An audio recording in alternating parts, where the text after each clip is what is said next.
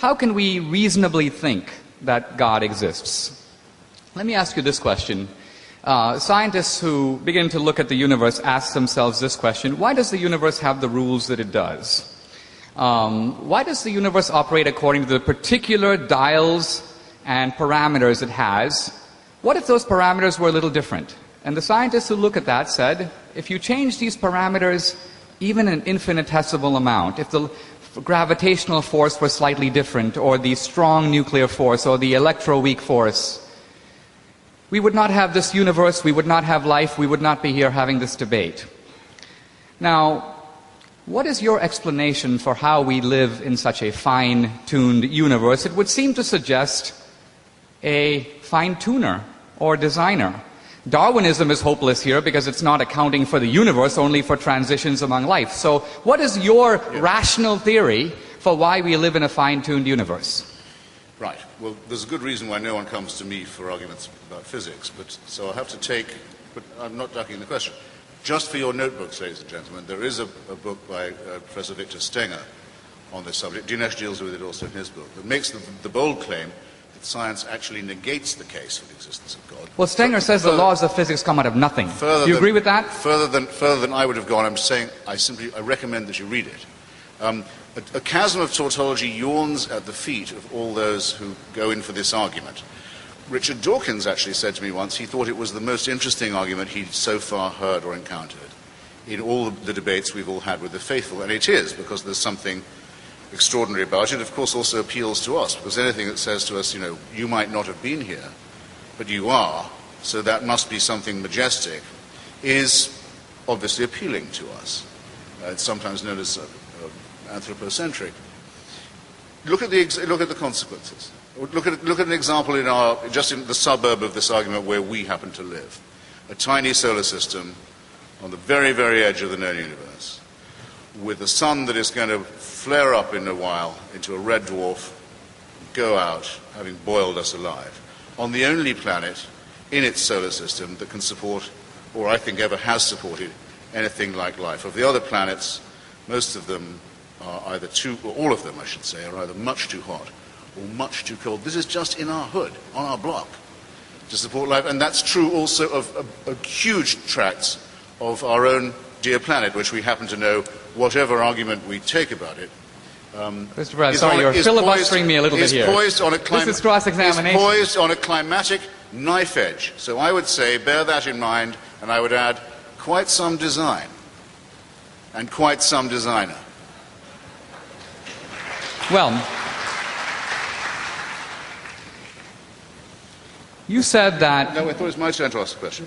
Yeah. Well, actually, I will forego my question to you if you'll re-ask your question to me about atheist tyrannies and massacres. And I won't take too much time on it. Otherwise I have to ask it to myself. I'd be willing to ask you those questions if you let it go in a cross-examination. Otherwise, I ask a question and you take up all the time.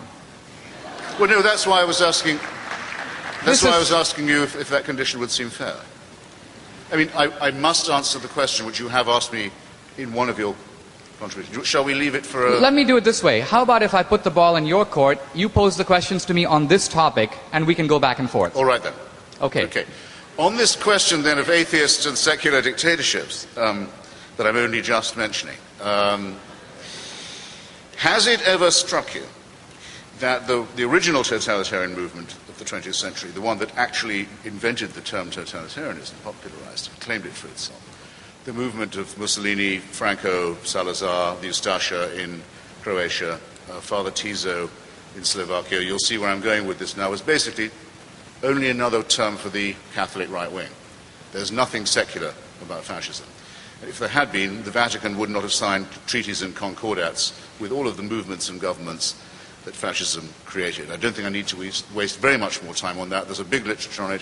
The Church keeps on apologizing for this, as for its engagements with similar political movements and governments in Latin America after the Second World War, after the main battle against fascism was over. The German version of this is not the same. It's quite clear that Hitler disliked Christianity, though he never repudiated his Catholicism, praised the Church in Mein Kampf, asked for his birthday to be celebrated, which it was every year in every Catholic church in Germany by the order of the Vatican. And Christopher, my turn? Wait. Just in view of this, in view of the fact that not one person, according to Paul Johnson, Catholic historian known to you, I think has praised your work, up to 50% of the Waffen-SS were confessing Catholics, none of whom were ever threatened with excommunication for their activities. The only Nazi I know of to be excommunicated by the Roman Catholic Church was Joseph Goebbels. And do you want to know why that was? Do you want to guess? He married a Protestant. Magda Goebbels was a Protestant. The church said, excuse me, we do have our standards. All right. This is not secularism, Dinesh, and it's quite false to say. And it's actually, there's an insinuation in it that I reject and resent. It's quite false to say that these are the outcomes of secular politics. Thank you. When I first came to America, Well, rather, wouldn't you say? It's supposed to be a question.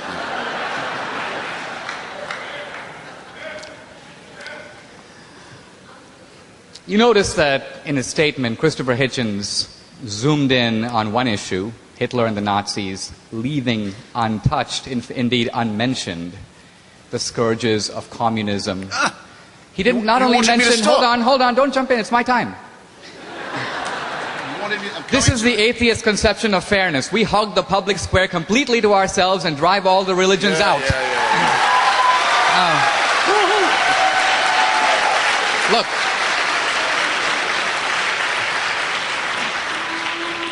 You wanted me to stop. I need about 2 minutes to answer you. Okay, fine.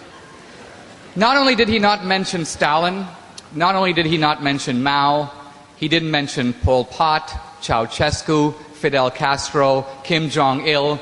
Now, Richard Dawkins in The God Delusion says, well, there's a big difference. The Christians did what they did in the name of religion, but the atheists aren't committing their crimes in the name of atheism. Now, this is what happens when you let a biology major out of the lab. Because here's a guy who knows nothing of history. I wouldn't accuse you of that, Christopher. But all you have to do is read Marx. All you have to do is familiarize yourself with communism. It was an explicitly atheist ideology that sought to create a new man and a new utopia, liberated from the shackles of traditional religion and traditional morality. It was no accident, as the Marxists said. They always targeted the churches. They always killed the clergymen and the priests and so on. Now, the case about Hitler is very interesting. You should read Richard Evans' multi-volume History of the Third Reich. In the beginning, Hitler thought, I could make some friends among the Lutherans and the Catholics, and so he invented something called positive Christianity, which was basically Nazi Christianity. He praised Christ basically because he said that Christ was the only one alert to the dangers posed by the Jews. But you only have to read the book to realize that Hitler hated Christianity. He hired people around him who were all atheists. Their explicit goal, the moment they got into power, was to destroy the church, which was seen as doing what? Putting a little bit of a moral bridle on the horrible plans of Nazism. So ultimately, it's not the Christians. Christians ultimately are accountable in some ultimate sense. Atheists are not. And that's why the atheist regimes killed more people in a week than the Inquisition could kill in 3 centuries. And why? Because of the maxim stated by Dostoevsky and the brothers Karamazov, if God is not, everything is permitted.